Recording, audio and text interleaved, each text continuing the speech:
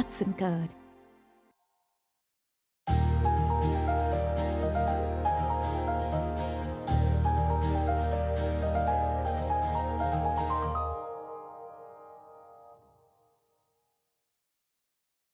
வணக்கம் மேடம்.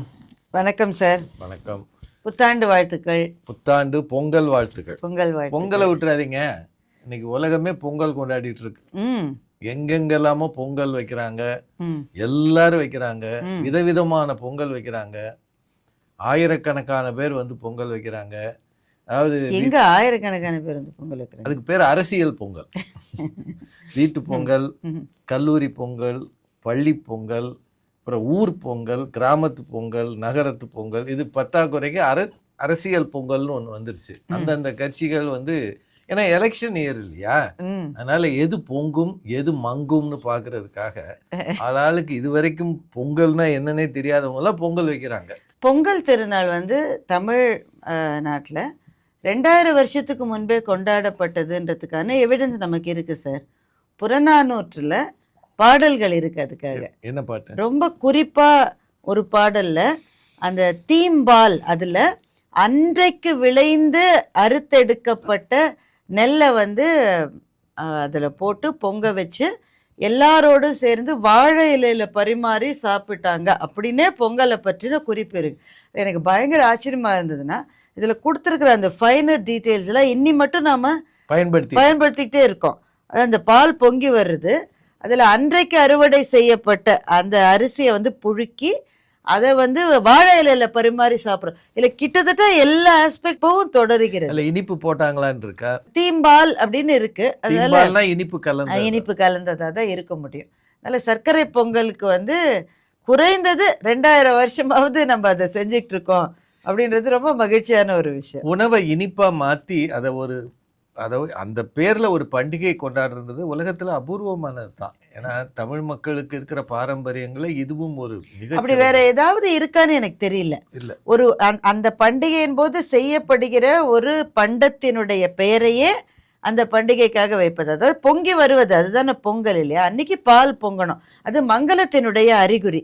இதையே வந்து ஒரு உணவினுடைய பெயராகவும் ஒரு திருநாளினுடைய பெயராகவும் இருப்பது உலகத்தில் வேற எங்கேயாவது இருக்கான்னு தெரியல எனக்கு. கிராமங்கள் வந்து சுறுசுறுப்பு அடைவது பொங்கல் நேரத்தில் தான். தீபாவளி நகர பண்டிகைன்னு தான் நான் நினைப்பேன். கிராமங்கள் அவ்வளவு சுறுசுறுப்பாயிடும். குடிசை வீடாக இருந்தால் கூட அங்கே அதை வந்து ஒரு வெள்ளை அடிக்கிறதுன்னு சொல்லுவாங்க. இப்போ அதெல்லாம் இங்கே இல்லை. சுண்ணாம்பு தடவி சிவப்பு மண்ணை எடுத்து அதில் ஓரங்களில் அப்படியே ஒரு காவி அடிக்கிற மாதிரி பூசி, அப்புறம் வீட்டை சுத்தம் பண்ணி இந்த பழைய பொருட்களை எல்லாம் போகி அன்னைக்கு தூக்கி தூர போட்டு, இது மாதிரி ஏகப்பட்ட விஷயங்கள் கிராமங்களில் இருக்கும். அப்புறம் கூரை பூன்னு ஒன்று அந்த கூரையில் சொருகி வைப்பாங்க.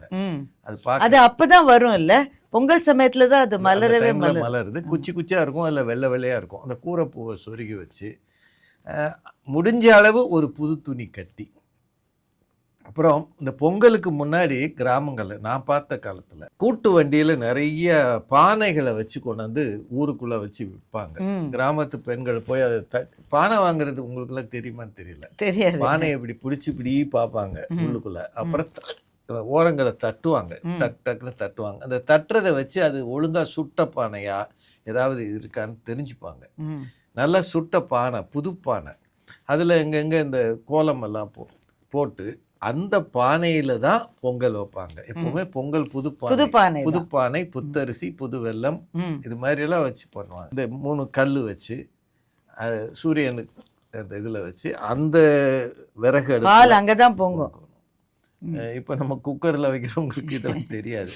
அந்த கிராமம் முழுக்க பரபரப்பாக இருக்கும். அந்த சின்ன சின்ன கண்ணுக்குட்டிக்கு கூட ஒரு பெயிண்ட் அடிச்சு கொம்புல அது கழுத்தில் ஒரு கலர் இதை கட்டி, ஒரு துண்டை கட்டி விட்டு, ஒரு மணியை கட்டி விட்டு, அதை அப்படி பிடிச்சிக்கிட்டு ஊரில் நடந்து வருவாங்க பாருங்க, ரொம்ப அழகாக இருக்கும். கிராம மக்கள் தான் இதை இன்னமும் பெரிதாக நேசிக்கிறார்கள். அப்போ எல்லா ஊர்லேயும் ஒரு விளையாட்டு போட்டி இருக்கும், எல்லா கிராமத்துலேயும். சென்னை மாதிரியான நகரங்கள்லேயே அந்த உரியடி வந்து நிறைய நடத்துகிறாங்க இப்போ சமீபமாக வந்து. ஆமாம், அது முன்னாடி நான் அவ்வளோ பார்த்ததில்லை, இப்போ வந்து நிறைய பார்க்க முடிகிறது. இந்த ஒசரத்தில் ஒரு இதை கட்டிட்டு அதை கண்ணை கட்டிக்கிட்டு அதை சரியாக எய்ம் பண்ணி அடிக்கிற இதை வந்து இப்போ எல்லாம் அந்தந்த அப்பார்ட்மெண்ட்ல எல்லாமே அந்த விழாவை கொண்டாடுறாங்க இப்போ. இந்த பழைய விழாக்களை மீட்டெடுக்கிற ஒரு இதை வந்து இப்போ செஞ்சு வராங்க. கபடி விளையாடுவாங்க, ஓட்டப்பந்தயம், அப்புறம் இந்த ஊசியில் நூல் கோர்க்கிறது பெண்களுக்கு. ஏன் ஆண்கள் கோர்த்தா ஊசியில் நூல் கோர்க்க முடியாது? அவனே ஊசி மாதிரி இருக்கான், அவன் எங்கே போய் கோர்க்க இது மாதிரி ஏதாவது பொறுமையை யார் ஃபர்ஸ்ட் கோக்குறாங்கன்னு இப்போ போட்டியா? ஓகே. இந்த ஒரு ஸ்பூனில் வந்து எலுமிச்சம் லெமன் ஸ்பூன் அதை வச்சு நடந்து போகிறது, இது மாதிரி. எனக்கு தெரிந்து சமீப காலங்கள், அதாவது சமீப காலம் ஒரு 10 வருஷமாகவே சென்னையில் இருக்கிற எங்களுக்கு ஒரு பெரிய ஆச்சரியம் என்னென்னா, பொங்கல் அன்னைக்கு நீங்கள் வெளியில் வந்தீங்கன்னு வைங்களேன், வெறிச்சோடிய தெருக்கள். சாதாரணமாக எங்கள் ஊரில் எப்படி இருக்கும், என்ன டிராஃபிக்கு, எவ்வளோ அந்த ஒரு ஸ்டெச்சை நீங்கள் கடந்து போகிறதுக்கு 15 நிமிஷம் 20 நிமிஷம் ஆகக்கூடிய இடத்துல பொங்கல் அன்னைக்கு நீங்கள் வெளியில் வந்தீங்கன்னா ஒரு செகண்டில் போகலாம். எங்கள் ஊருக்கு போகும். விவிஐபிஸ் வர்றப்போ ரோடு எப்படி இருக்கோ அது மாதிரி ரோடு க்ளீனாக இருக்கும். அப்சல்யூட்டாக யாருமே இருக்க மாட்டாங்க. அது அப்புறம் அந்த பொங்கலை தாண்டி 2-3 நாள் கழித்து அடுத்த ஒர்க்கிங் டே வர்ற போது திரும்ப சாரியா மக்கள் வந்து வருவாங்க. செங்கல்பட்டுக்கு பக்கத்தில் இருக்கிற டோல்கேட் இருக்கு, அது வந்து செங்கல்பட்டை தாண்டி ஒரு 10 மைலுக்கு நிற்கும். ஆமாம், அத்தனை பேர் ஊருக்கு போகணும்னு நினைக்கிற ரொம்ப முக்கியம். தீபாவளிக்கும் போவாங்க, ஆனால் பொங்கலுக்கு போகிற அளவு போக மாட்டாங்க.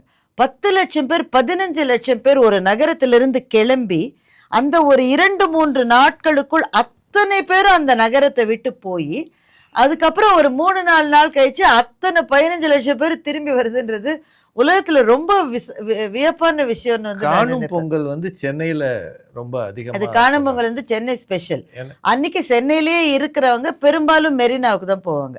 கடற்கரைக்கு போய் காணுகின்ற எப்படி சுற்றுலா பொருட்காட்சின்னு ஒன்று இருக்கும், அங்கெல்லாம் போயிட்டு வருவாங்க. நாங்களாம் பிள்ளையா இருந்தப்போ அதுல அப்பளம் தின்றதுக்குன்னே போவோம்.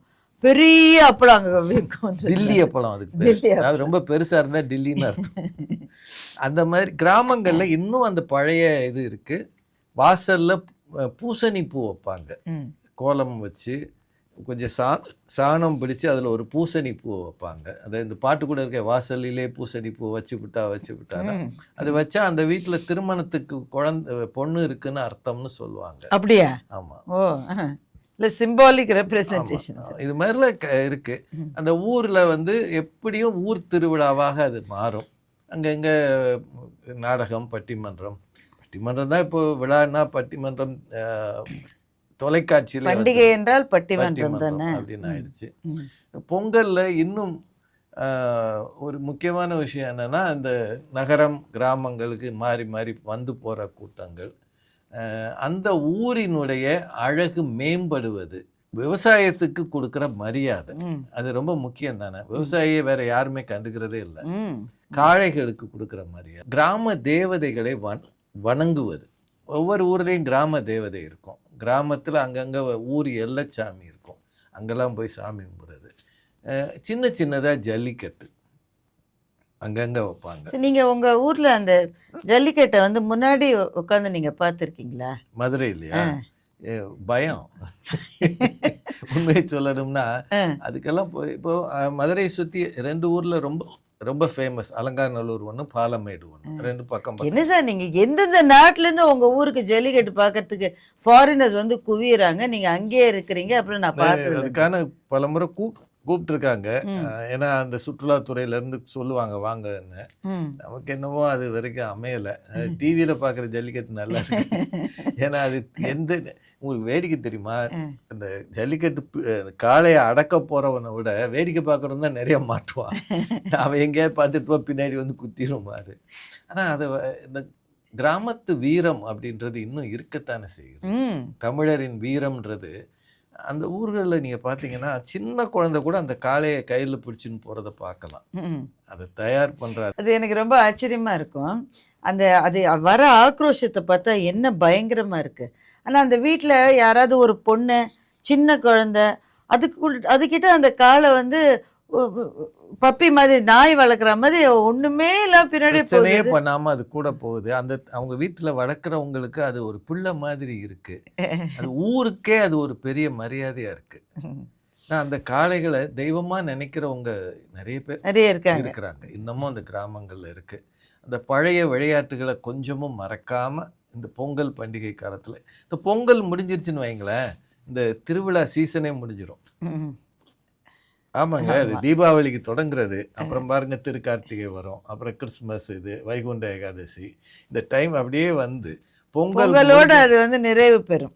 அப்புறம் எல்லாம் புஸ்தகத்தை எடுத்து பரீட்சைக்கு தயாராகு.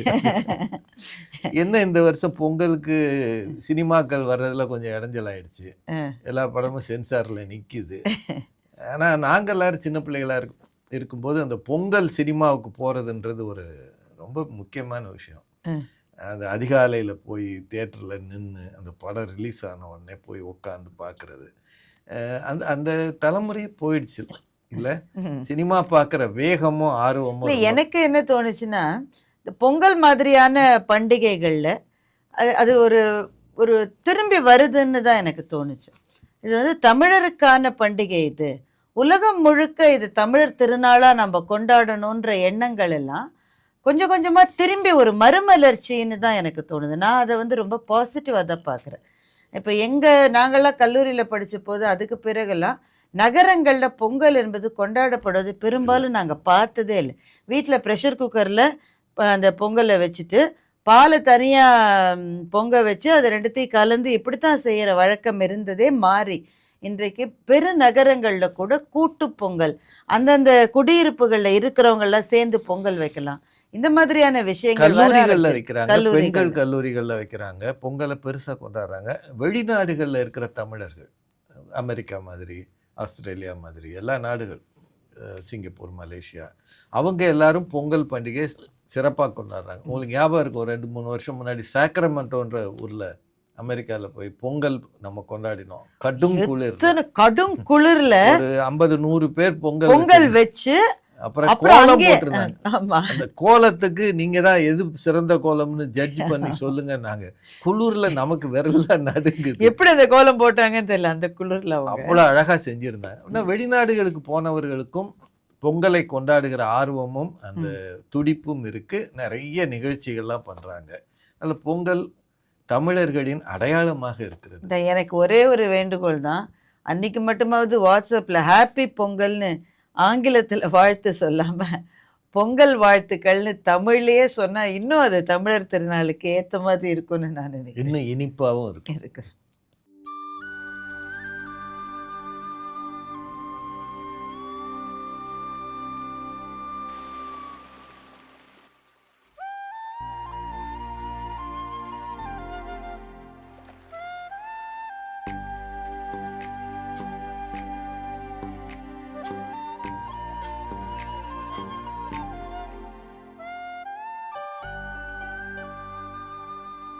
Hudson Guard.